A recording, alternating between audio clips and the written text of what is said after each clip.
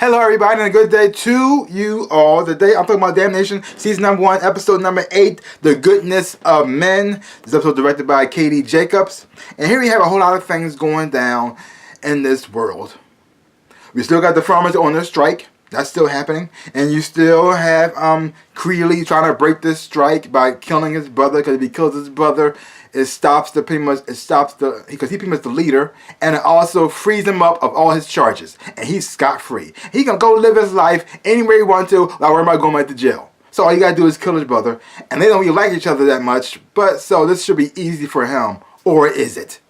Because even though Creedy may act like he's all tough and he's all big and bad now, he may act like he hates his brother, and he wants to blow his brains out all over the streets, deep down, he still loves his brother. Deep down, he still does. And no matter how hard he tries to fight it, it's still there. They may not get along all the time, but both of them love each other. You can see it. You can feel it. Yes, they're mad at each other, and they probably did a lot of messed up things in the past, but they are both changed men. They're not the same as they used to be. I mean, Creeley, he got a little more harder. Well, at least, but the thing is, though, he's still that same guy he was back then. But he had put on a harder exterior, and he used that to shield himself from his feelings and emotions. And you have Seth, who was on the harder side, but now because of the love of a woman, he changed his ways, and he's trying to become a better person. And by doing that, he became a preacher. And at first it was just like a little bit of a scam to get away with, to get over things. But now he actually does believe what he's preaching, and he actually does want to be a better man. Both of them have women in their lives. Creeley has Bessie, and Bessie was pretty much on the run from the guys in the black hoods because she's seen too much. She knows that Melvin Stubbs, the guy who's running for sheriff, and also going against her father, who denies her as a father and doesn't treat her like a father either. But still, he going up against him, and he's also in charge and the head of the guys in the black hoods, and he's also in bed with the Duvals, who's supplying them with weapons so they can pretty much take over and stop this farmer strike, which is starting a lot of confusion because they want to kill Sam Riley Jr. because they believe he's a murderer, and he's not. He actually is innocent. And they want to kill him, hang him in front of everybody to prove a point that there is a new sheriff in town and there's going to be a new order on when they run things, which is not good at all. But a lot of things get revealed in this episode here. You get a little bit more about Seth's past, and you get a sort of understanding on why Seth pretty much framed his brother. Because Seth fell in love with a woman.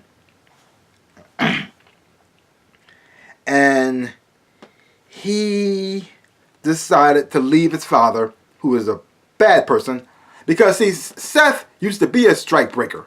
He used to go and find people who he did that job. Oil companies hire them as personal thugs. They go to somebody's house and say, "Hey, you got to leave because they want to buy this property. If you don't leave, we blow your brains out." Which one is it going to be?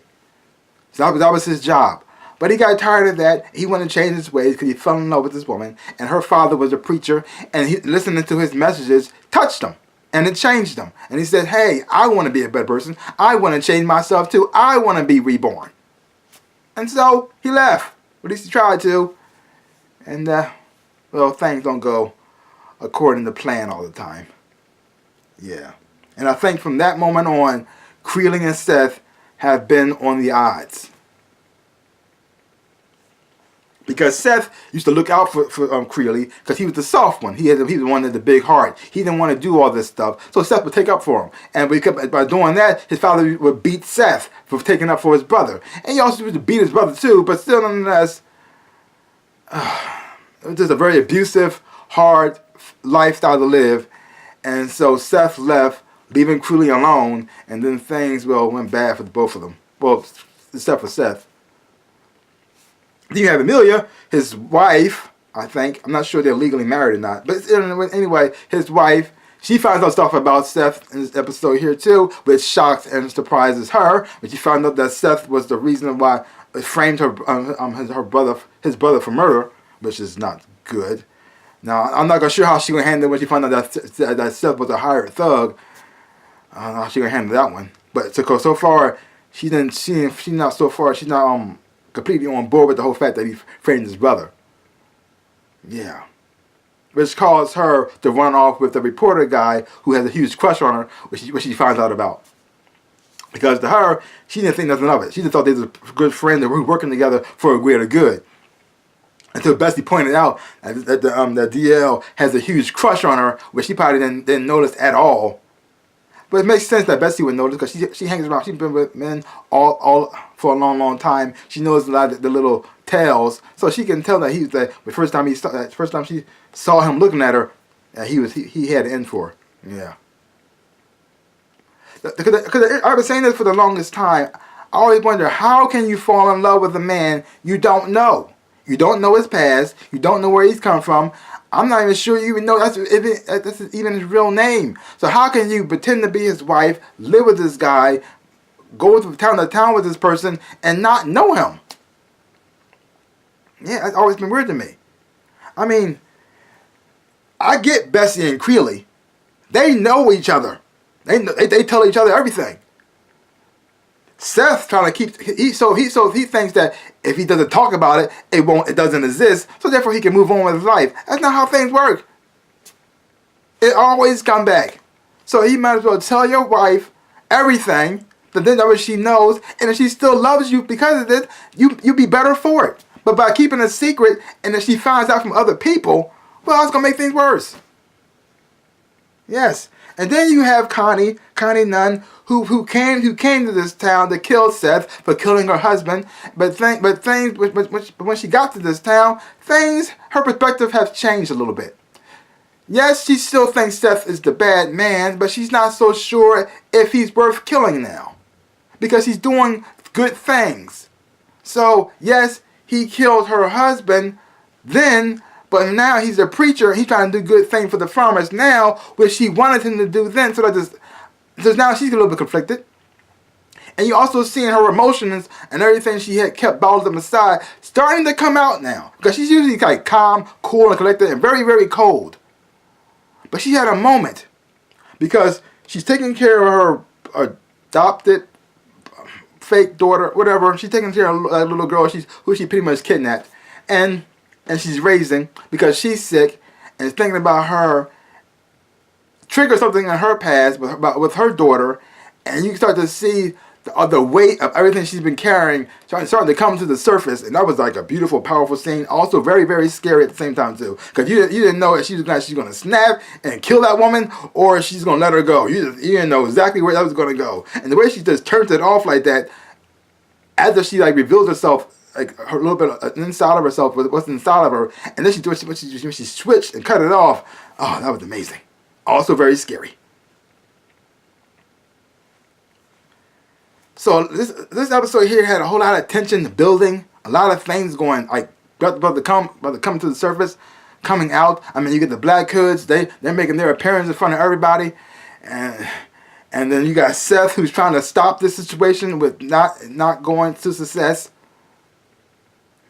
You have Seth and Creeley having like almost a shootout between one another, not exactly sure if they're going to shoot each other. If Creeley actually going to shoot his brother and actually be free, and the Seth has to kill his brother, and either way, he'd still be free, but not in the way he wants to be.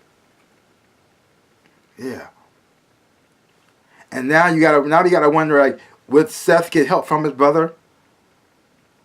Because he's in a bad situation right now, and so would Seth or Creeley come to his aid, or he would let Seth die? Will he let that hatred for his brother take over, or will the love of his brother take over? Because like I said, they may be on the outs, they may be on opposite sides, but they still are brothers. And they both came from the same place, and they both went through the same hard tragedy. That's going to bound up from life. They're blood. No matter how much they fight, no matter how much they bicker, they're still blood. You can tell, no matter how hard they try to suppress it, push it down, beat it up, they love each other. It's still there. So overall, this was a great episode. I really enjoyed it a whole lot. It was very intense. The acting is always great. The performance of everybody is always fantastic. I really am enjoying that. watching the relationships build and seeing people come into the picture and how they interact with one another. How people like changing. You see people here, a lot of people trying to change who they were before to become something else. You see that a lot going on in this episode right here. I mean, you got Seth trying to be the better man. You got Creeley who was the good man, trying to be hard. You got Bessie who's trying to make a better life for herself than with the life that she's having. You got Amelia who's trying to like, not just be preacher right up the name, but she actually trying to do something to help make things better for the farmers and everybody. A lot of people trying to do something that makes themselves better and help somebody else. It may not be going all completely to complete success, but they're working on it.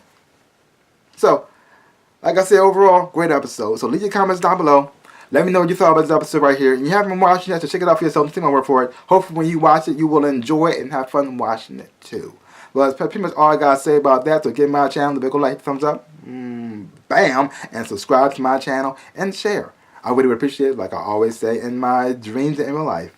I am the Ninja Rabbit. Peace out, peoples.